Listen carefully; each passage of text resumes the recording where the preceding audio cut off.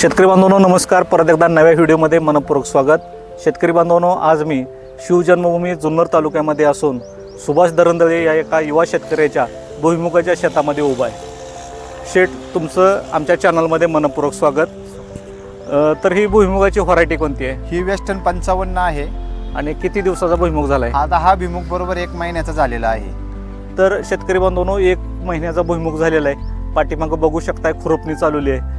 तर खुरपणी झाल्यानंतर शेतकरी बांधवांनो आपल्याला एक महत्त्वाचं काम करायचं आहे. त्यामध्ये आपल्याला 24-24 हे खत एकरी 2 बॅगा टाकायचं आहे. त्याच्यामध्ये फ्युमिग्रेन्युल 10 किलो आणि मायक्रोरायझा 4 किलो टाकायचं आहे आणि आपल्याला पाणी द्यायचं आहे. हा खताचा डोस दिल्यानंतर आपल्याला भुईमुगाची फुटव्यांची संख्या प्रचंड वाढणार आहे, वाढ चांगली होणार आहे आणि शेंगासुद्धा खाली सुटायला चांगल्या प्रकारे चालू होणार आहे. त्यानंतर आपल्याला जमिनीमध्ये ओल असताना एक पहिली फवारणी महत्त्वाची घ्यायची आहे. त्याच्यामध्ये तांबेऱ्यासाठी आपल्याला Z78 हे बुरशीनाशक घ्यायचं आहे. त्याच्यामध्ये आपल्याला फुटव्यासाठी 1448 हे खत द्यायचं आहे 1 लिटर पाण्यासाठी.